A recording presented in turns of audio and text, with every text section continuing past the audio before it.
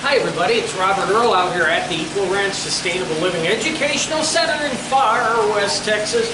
Minus the dogs today. They're eating their breakfast, and everybody's eating breakfast as a matter of fact, except me.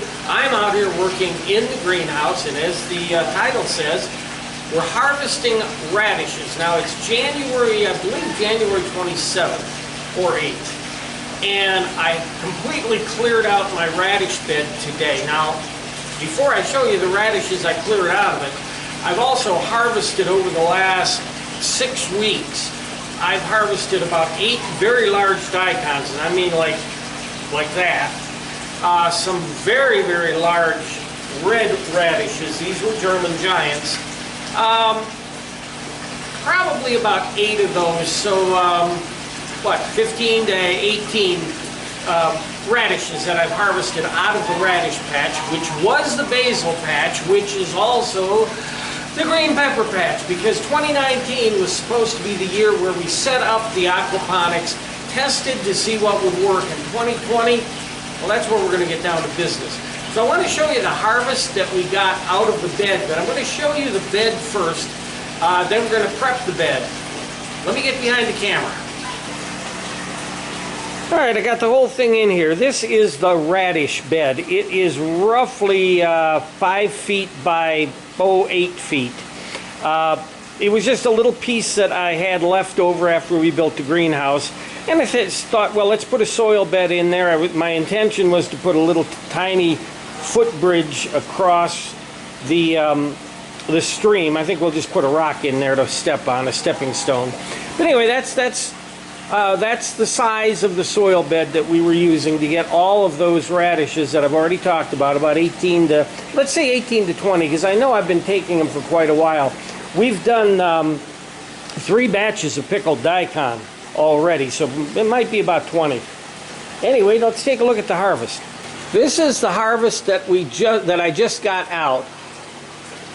Kind of sort of arranged the daikons in order of size, but just stick my hand in there, give you an idea. So we've got about 18 inches on 3 of the daikons, a foot on 1 of them.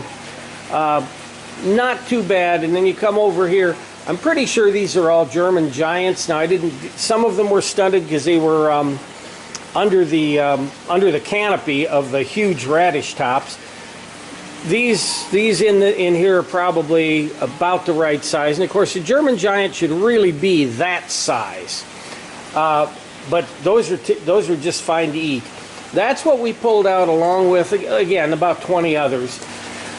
I'm going to show you what I did with the radish tops. There was also a couple of fava beans that couldn't support themselves. The radish, the actual radish greens were supporting them, that I took out. And then there was a lot of celery in that bed. That celery, it was Chinese celery, probably took up half the bed. We weren't eating it, so I pulled it all out as well. Let me show you right now what we did with that. I won't be able to talk though, and you'll see why.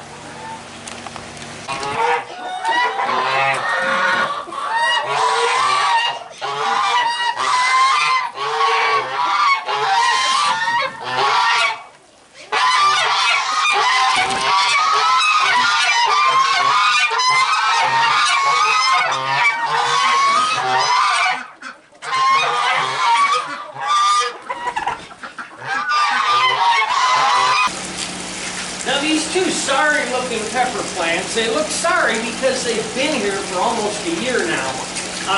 They're staying because, between the 2 of them, they've probably got 20 peppers on them, so I don't want to kill these pepper plants while they're still producing. So what I'm going to do here is I'm just going to rake up the odd green matter, filter through that, feed that to the chickens and the geese and the goats, and I thought I would probably cut that off too, so it doesn't catch my ring. And I'm going to prep this bed to replant it with radish, even though we just have radish in it. What I'm going to do is augment the soil. The soil wasn't quite that deep, so I'm going to make the soil deeper. I'm going to bring the pile of the soil up to the top of the concrete here, put some more rocks in here, and augment what I've got with a mixture of probably 80% horse manure and 20% half composted chicken manure. We'll get that in here, and then I'm going to replant the thing. The way I planted this originally was just broadcast the seeds, and then I thinned them as they came up. This is going to be for, we're going to try to make this a little bit more productive, I guess. So I'm going to actually plant in rows according to the growth rate, which would be black Spanish, German giant, daikons over here. January 27th, I've got until the first part of May before the heat really hits. Plenty of time for a harvest. So let me prep the bed and I'll come back. You know, after you see the harvest, there really isn't a whole lot more to talk about. However, I will find something to talk about. The bed, I want to remind you, the bed was only, and I measured it now, it's 6 feet by 5 feet. And it was, the daikons were sharing, the radishes were all sharing the bed with these 2 tomato plants, about 5 mature Chinese celery plants, and several fava beans that I had to pull up because I don't have pollinators getting in here, so I wasn't getting any fava beans off of them anyway. The point was in that little tiny area where they were using probably 30% of the space, I got that harvest plus another one the same size a few days, well, about a week earlier. And we had already pulled out that many as those 2 harvests. We already pulled that many out of here, including a German giant radish that was about that big around. So the radishes have done really well. Daikons, if you're not familiar with daikons, they're a Japanese delicacy, really. They make pickled daikon and serve pickled daikon along with just about everything. And I have a great recipe for pickled daikon. If anyone's interested, just drop me an email and I can send you the recipe for pickled daikon. I've never grown the German giant radish. It was a great radish. The couple of them were solid all the way through, but then I had a couple, 2, 3 others that had that hollow center that sometimes a big potato or a big radish will get. I don't know if it was a different variety or the German giant because the seeds did get mixed. This 2019 garden was it was an experiment for us. Debbie and I literally threw everything in the garden and in the aquaponics to see what would grow best for us. Now we're into the 2020 garden. We're going to only plant what works.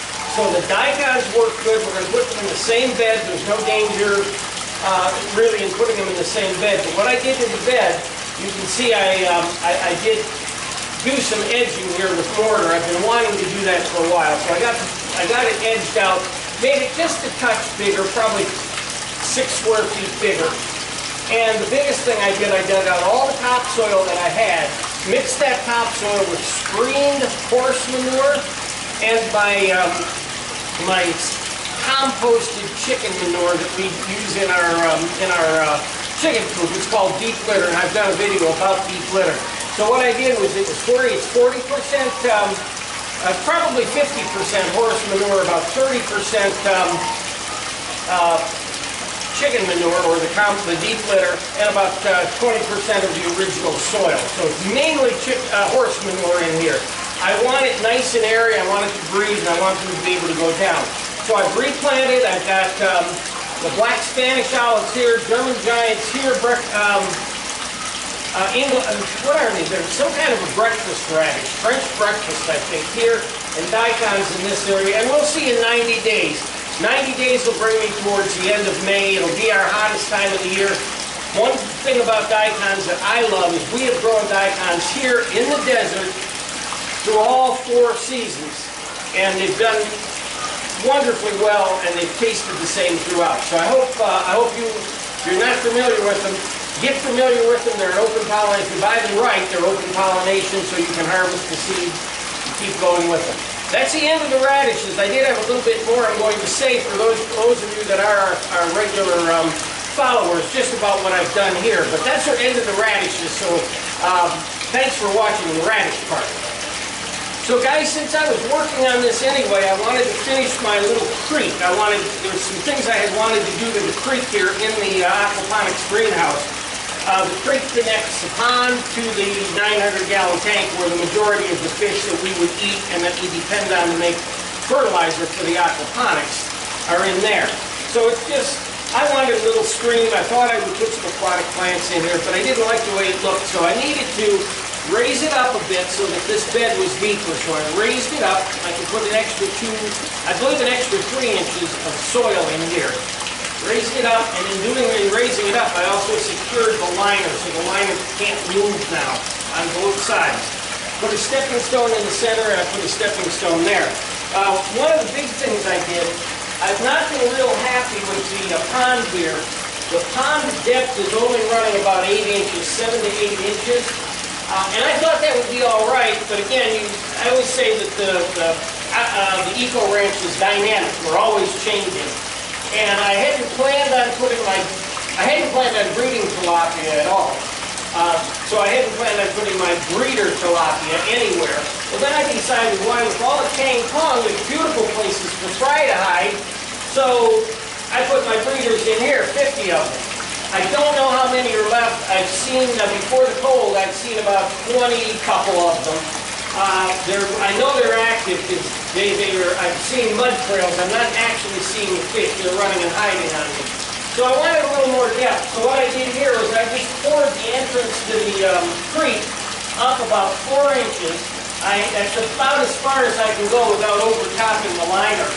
And then I put some rock here, primarily to keep the breeder's fish from accidentally washing on in there. So that gives me a lot more depth in here. So I'm really excited about that. Did a lot of work on the greenhouse that I'll put in a vlog, but I just wanted to tell you what I had done here because I'm really happy with this. Gives me a little bit easier walkway to access the heaters as well. So guys, with that, that's the end of the radish harvest. Thank you for watching, and stay tuned. There's a lot more coming. There's a lot we're doing. And I'd love to have you follow along with it. So until the next video, it's Robert Earl out here at the Eco Ranch Sustainable Living Educational Center in Far West Texas saying, see you later.